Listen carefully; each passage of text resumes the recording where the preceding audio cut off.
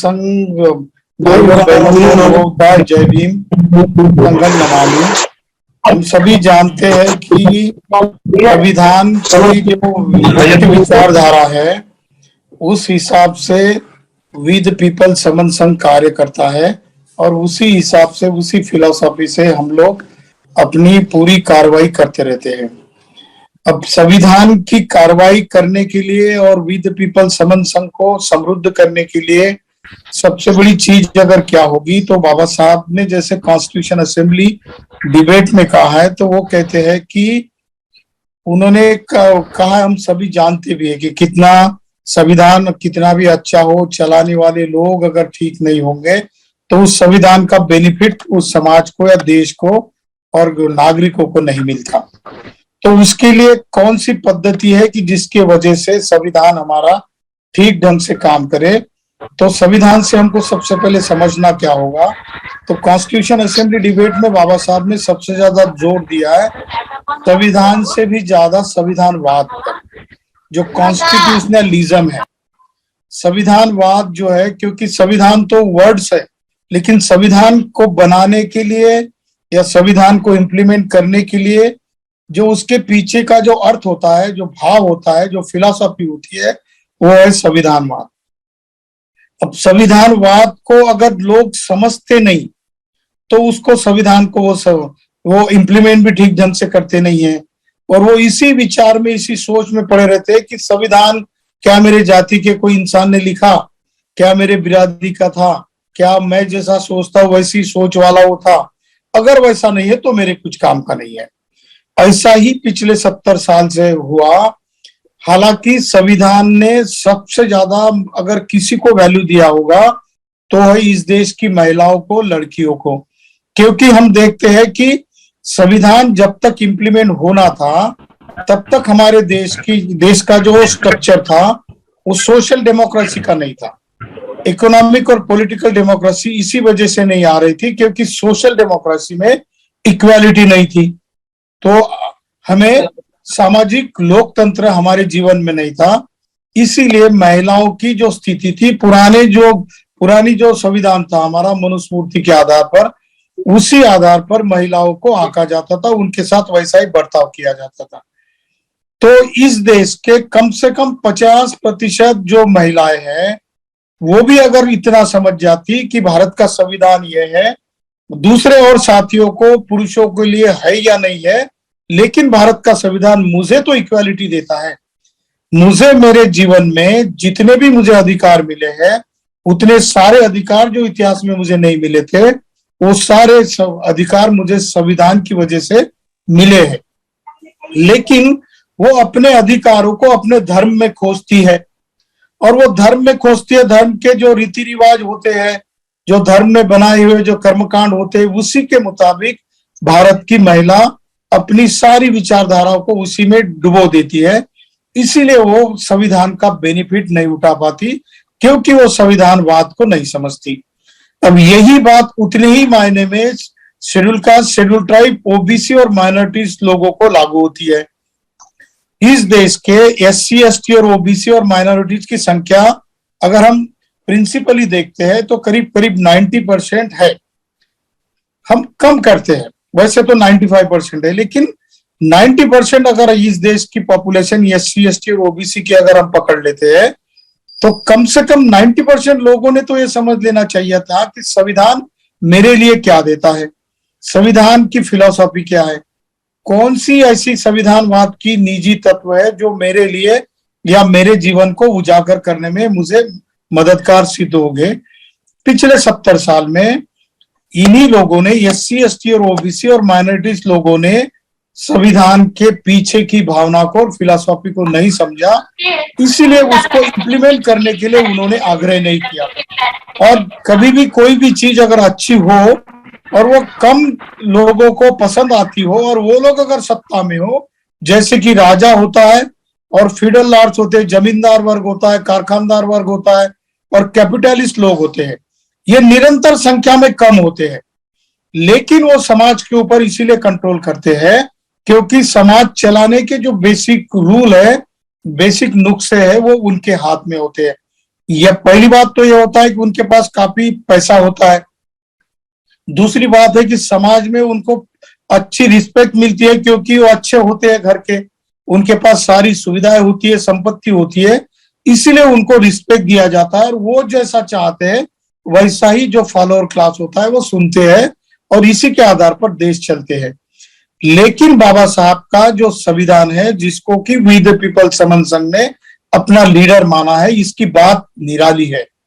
उसकी बात निराली है, सीधी वो बात जाती है बुद्ध के समन संघ के वक्त तक। और बुद्ध से पहले भी जो कि समन संघ हुआ था, तो बुद्ध के जमाने में हम देखते हैं कि 16 जनपद थे जो कि लोकतंत्र के आधार पर अपना राजा चुनते थे और उस राजा का जितना भी टर्म होता था उसी टर्म तक वो राजा और उस राज्य में राज्य करता था और उसके जगह किसी और राजा अगर कोई अच्छा इंसान, कैरेक्टर पर्सन अगर आ जाता तो उस राजा के जगह पर उसका चयन हो जाता था।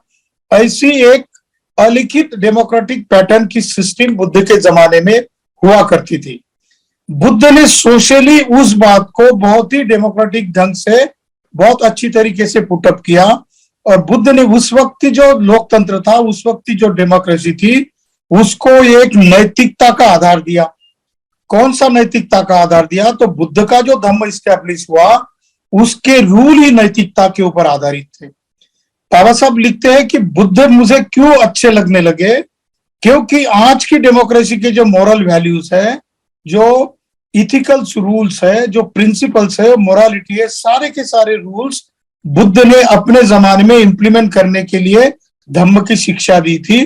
और उन्होंने कभी भी महिलाओं को, गरीबों को, वंचितों को कभी भी नकारा नहीं था, बल्कि उन्होंने कहा था कि जो वंचित है, जो शोषित है, जो पीड़ित है, उसको सबसे ज्यादा वैल्यू देनी चाहिए, उसके जीवन में ज्यादा से ज्यादा दुरुस्ती आए, उसका जीवन ज्यादा से ज्यादा सुखी हो। इसी माध्यम से तथागत बुद्ध कॉमन मैन के बारे में, गरीब के बारे में और महिलाओं के बारे में सोचते थे। इसीलिए बाबा साहब कहते हैं कि बुद्ध का धम्म मुझे आधुनिक जो डेमोक्रेसी है, आधुनिक जो लोकतंत्र है, उसका एक हिस्सा लगा। इसीलिए मैंने उसके प्रिंसिपल्स को अडॉप्ट करने के लिए सोचा और उन्होंने वैसा संविधान भी बनाया। संविधान में ऐसे कुछ प्रावधान बाबा साहब ने लगाए जो कि बुद्ध के धम्म के नीति तत्व के ऊपर आधारित थे और वही तत्व जो आधुनिक विज्ञान है और आधुनिक डेमोक्रेसी के मोरालिटी के प्रिंसिपल्स है, उसी में भी आधारित है, ऐसा बाबा साहब ने पाया। तो बाबा साहब कहते हैं कि ये सब कुछ हमारे हाथ से खो गया था क्योंकि हम लोग इतिहास में जागरूक नहीं थे, हम बिखर गए किसी वजह से, इतिहास में हमारी गलतियों की वजह से कहो या फिर किसी ने हमारे खिलाफ साजिश रची हो उस वजह से हो, या फिर अन्य कोई पॉलिटिकल रीजंस हो, उनकी वजह से हम लोग वो जो पहले जमाने में जितनी भी जो हमारी फ्रेंचाइज हुआ करती, जो अधिकार हुआ करते थे, उसका हम उपभोग करते थे, वो अब अभी हम लोग नहीं करते हैं।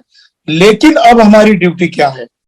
तो बाबा साहब कहते हैं कि फॉर अवर्स, हमारे लिए, ours is a battle not for wealth, not for power, it is a battle for freedom, it is a battle of reclamation of human personality.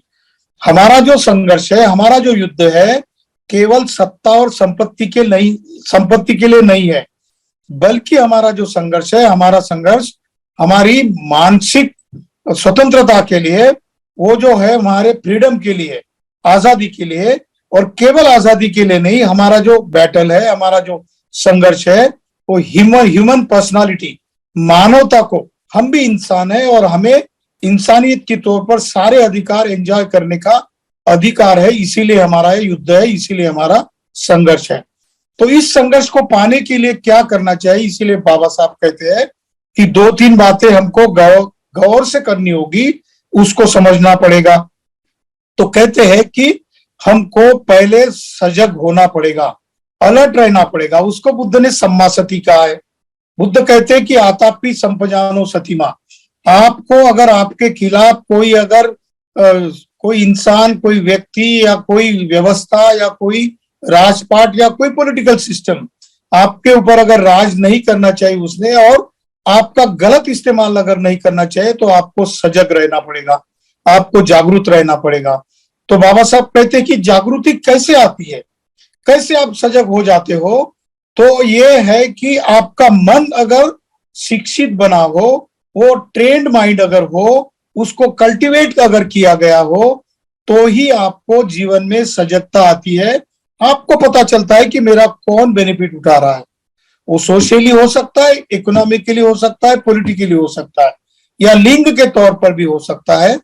अगर जब तक आप सजग नहीं हो जाते, जागरूक नहीं हो जाते, तब तक सामने वाला आपको जांचता और परखता है और देखता है कि ये इंसान तो बहुत सीधा साधा है, क्यों ना इसके ऊपर मैं अपना अधिकार जमा लूं। और जैसा वो रिस्पांस नहीं देता या कोई विरोध नहीं करता, तो वो फिर अपनी सत्ता उसके ऊपर जमाने की कोशिश करता है। तो बाबा साहब कहते हैं कि हम लोग इतिहास में सजग नहीं रहे, क्योंकि हमने सजग रखने के लिए ट्रेनिंग नहीं ली, शिक्षा नहीं ली, और हमारी प्रज्ञा को हमने विकसित करने की कोशिश नहीं की। इसीलिए हमारी सामाजिक गुलामी हमारे सामने आई। इसके लिए हम सबसे ज्यादा जिम्मेदार है, बशर्ते कि कोई अलग जो जुल्म करने वाला है वो ज्यादा हो। तो बाबा साहब कहते हैं कि जुर्म करने वाले से जुर्म सहने वाला ज्यादा गुनाहगार है, ज्यादा जो है वो ज्यादा रिस्पॉन्सिबल है। इसीलिए बाबा साहब ने जो नई सिस्टम जो हमको दी थी, वो मानवता की सिस्टम दी थी, और स्वतंत्रता, समानता और बंधुता और न्याय की और मैत्री की जो शिक्षा बाबा साहब ने हमको दी थी, उसका बेस बाबा साहब ने दो तरीके से बनाया।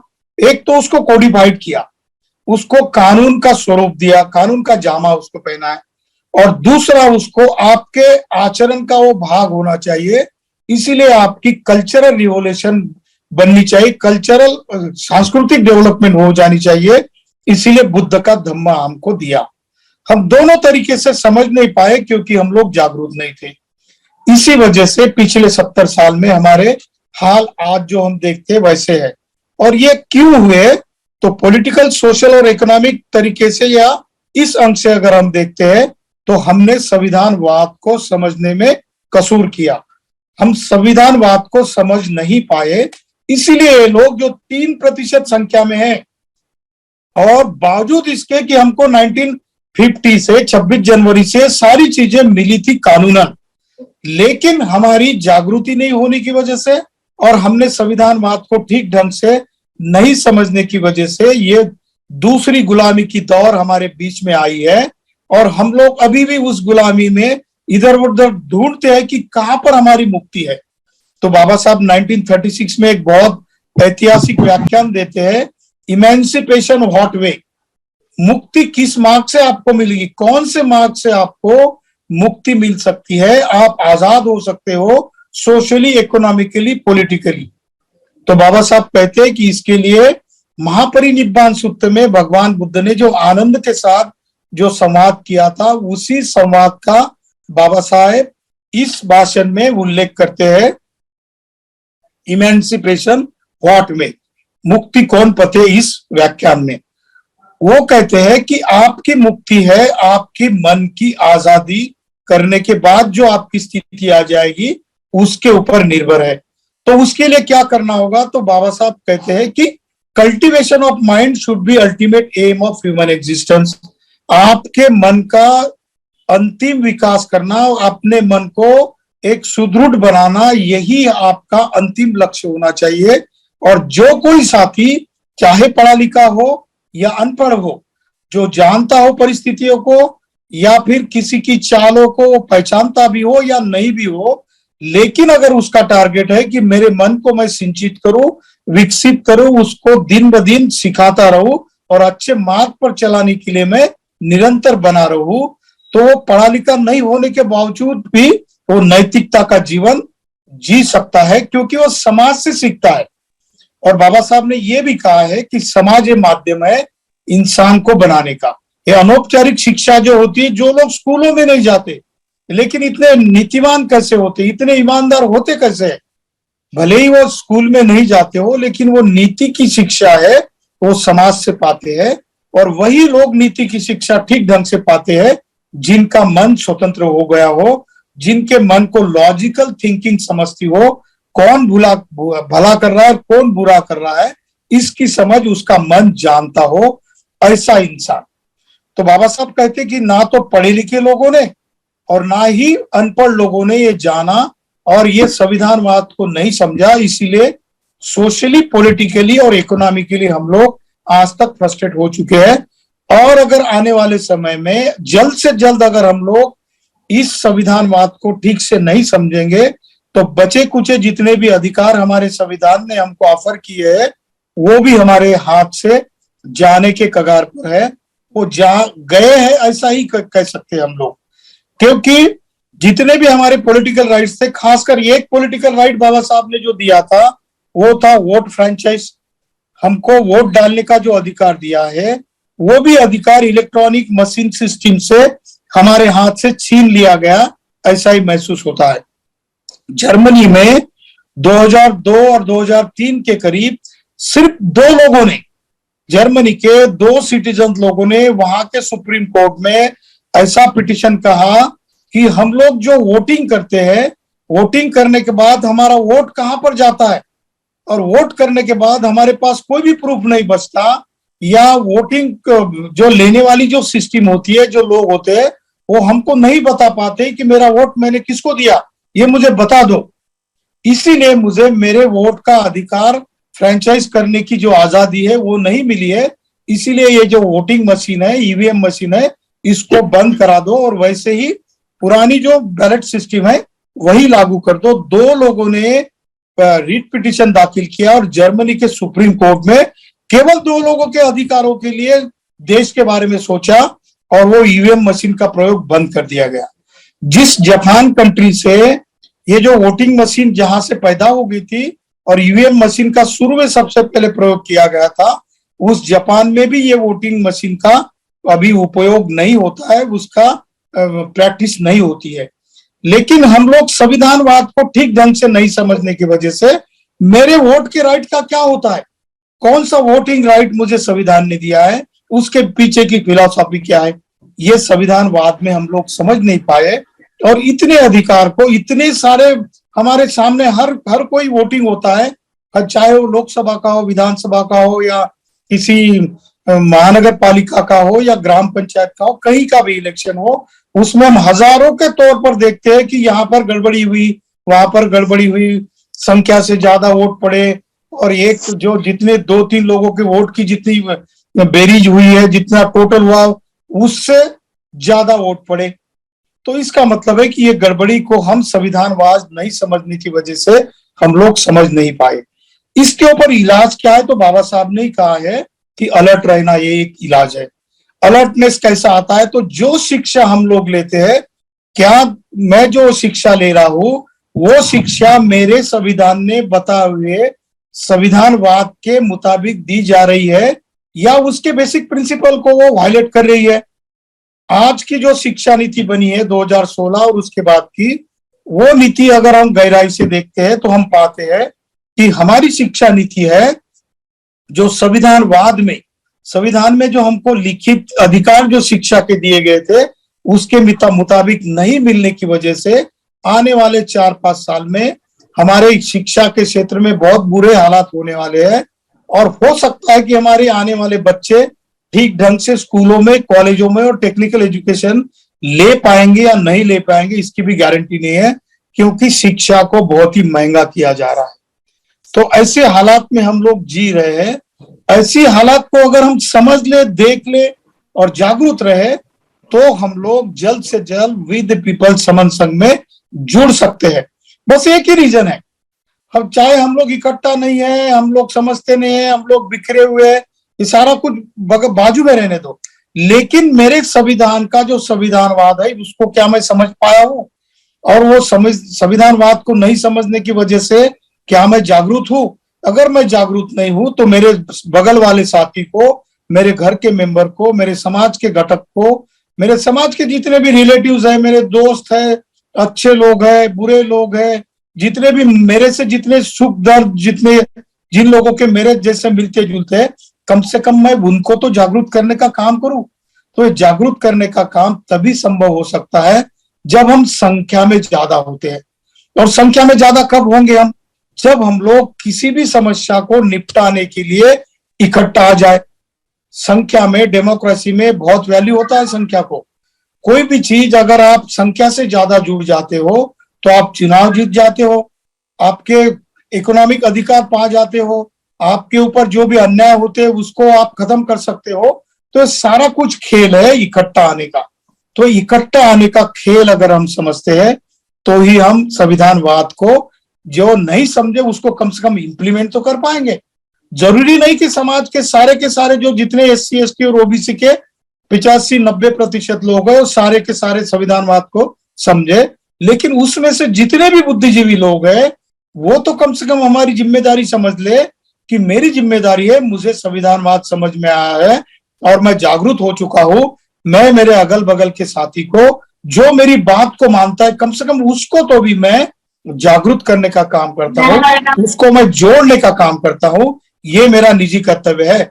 अगर मैं ये इतना भी कर्तव्य अगर नहीं निभाता हूं तो बाबा साहब कहते हैं कि आपने 1927 में बाबा साहब ने महिलाओं को कहा था कि आपके पेट से हम पैदा होते हैं और हम लोग ऐसी स्थिति में आप पैदा कर देते हो कि हमें खाने पीने की और कोई सुविधा नहीं रहती है।